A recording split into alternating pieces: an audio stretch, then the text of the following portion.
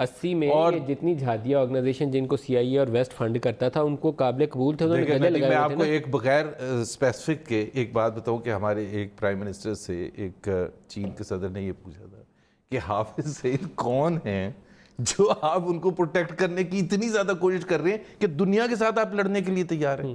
So balance دیکھنا پڑتا ہے. تو Imran Khan now as the prime minister has to see the balance کہ ہر پالیسی کا فائدہ کیا ہے.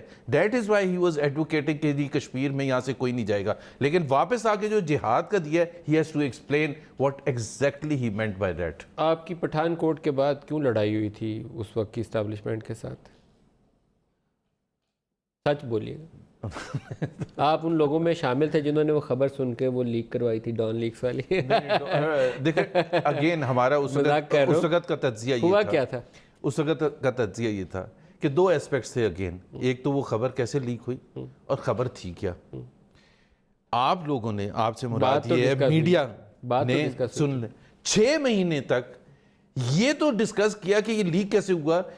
یہ نہیں ڈسکس ہوا کہ اس میں جو خبر تھی اس کی کیا کوئی اہمیت تھی یا نہیں تھی, اور وہ اس میں کیا, اگر forget about لیک, جو لکھا تھا اگر وہ درست ہے تو کیا ہماری پوزیشن ہونی چاہیے, یہ نہیں آپ نے ڈسکس کیا. آپ لوگ یہ ڈسکس کرتے ہیں لیک کیسے ہو گئی, لیک کیسے ہو گئی. اب تو کہانی پرانی ہوگی, پرویز رشید صاحب کی چھٹی ہو گئی, وہ راؤ تحسین کے اوپر آ گیا آرڈر, فاطمی صاحب کی چھٹی ہو گئی, مریم جیل میں, نہیں ہونی چاہیے, میاں صاحب جیل میں, آپ کا پتہ نہیں کب جیل میں چلے جائیں. اب یہ تو بتا دیں کہ وہ کہانی کیا تھی, وہ کوئی دیکھیں ندیم, آپ کو میرے سے زیادہ پتہ ہے کہ how the media chases people for information. کوئی میٹنگ ایسی یہاں نہیں ہوتی ہے جس کی انفارمیشن لیک نہیں ہوتی. میں اس کی دفاع نہیں کر رہا کہ وہ لیک ہونی چاہیے, بٹ آپ کو یہ پتہ ہے کہ کیسے ہوتی ہے, لیک ہوتی ہے, چاہے وہ کیبنٹ کے اجلاس ہو رہے ہوں. As a matter of fact this issue was discussed in those meetings. اس دن 2 3 4 میٹنگس تھیں اور اس میں یہ ایشو ڈسکس ہوا تھا.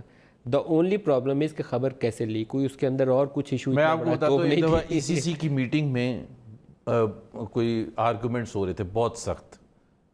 ڈار صاحب چیئر کر رہے تھے اور بہت شدید آرگومنٹس. اور ڈار صاحب صحیح بول رہے ہوتے ہیں, باقی ساری میٹنگ الگ بول رہی ہوتی ہے. وہ جو اندر کی ساری لڑائی تھی نا, وہ دوسرے دن ورڈ بائی ورڈ آ گئی.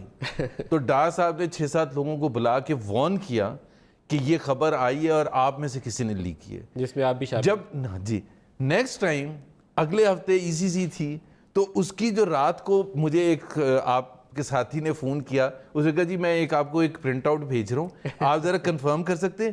تو میں نے ڈار صاحب کو فون کر کے کہا ڈار صاحب آج کی بھی آ چکی ہے. تو یہ بات یہ ہے کہ یہ خبر لیک ہونا میرا خیال ہے نہیں ہونی چاہیے. لیکن ڈار صاحب سے آپ کو ڈانٹ پیٹی ہوئی ہے, اب آپ تیز ہو گئے ہو, شاید. ڈار صاحب ہمارے باس تھے تو ظاہر سی بات ہے ہم بحث بھی کرتے تھے, اور at the end of the day it was. میں نے بھی آپ سے